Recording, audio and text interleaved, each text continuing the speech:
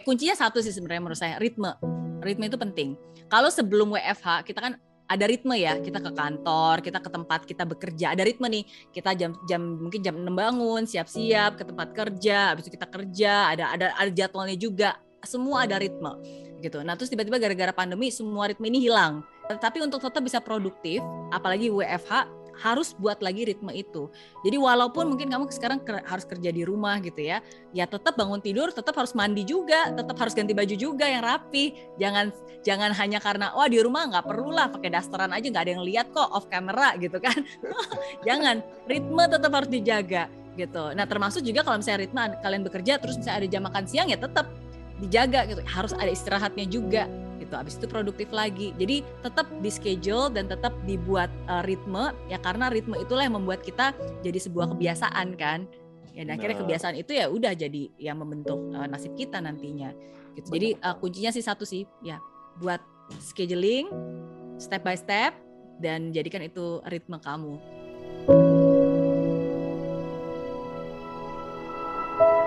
Cara untuk bisa percaya diri untuk bangun bisnis yang pertama-tama again cari tahu, cari informasi. Kalau tadi saya bilang berani ya, memang harus berani. Tapi berani bukan berarti nekat. Ini berdasarkan pengalaman saya sendiri dulu ya. Dulu saya pikir yes harus berani bermimpi besar, berani ambil tindakan gitu. Ya, dan akhirnya rasa berani itulah yang membuat saya gagal, ditolak orang, rugi, ditipu orang, ya kan, ludes di stock market dan seterusnya. Karena saya sadar berani aja nggak cukup. Berani boleh tapi nggak boleh nekat. Berani itu berbeda dengan nekat, oke? Nah, jadi artinya harus ada perencanaan, harus ada perhitungan. Apalagi kalau mau buat bisnis. Jadi kamu harus plan dulu nih.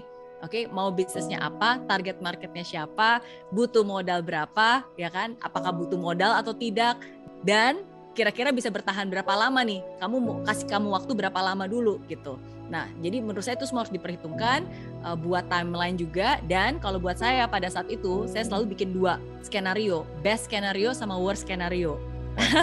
Jadi kan buat perencanaan ya, oke, best skenario-nya, oke, kira-kira saya bisa begini-gini, ini bestnya. Tapi worst skenario-nya kita juga harus memperhitungkan. Nah, sekarang terus abis itu pertanyaannya, tujuannya adalah untuk saya, can I accept the worst scenario? Jadi kalau memang ruginya segini nih, benar-benar nggak ada, benar-benar gagal segini, bisa nggak? Bisa nggak sih dijalanin? Bisa nggak sih diterima? Apakah ini akan mengubah hidup saya, hidup keluarga saya atau enggak gitu? Nah, if I can accept the worst scenario, udah ada nih best scenario dan worst scenario, ya udah baru abis itu mulai laksanakan. Nah, tapi sekarang laksanakannya kan dengan logika ya, bukan juga dengan perasaan. Nah, kenapa ini penting selalu di awal dibuat perencanaan? Karena nanti dalam prosesnya, akan terlibat banyak emosi tuh.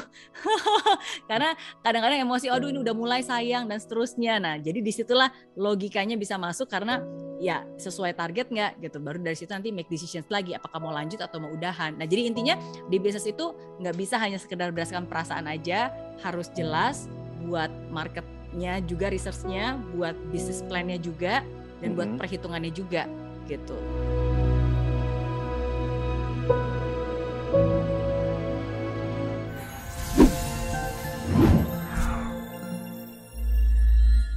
Di aplikasi Mary Riana tersedia lengkap video-video YouTube terbaru saya, artikel yang up to date, post inspirasi, koleksi merchandise, workshop dan seminar yang bisa kamu dapatkan free dan download sekarang juga gratis.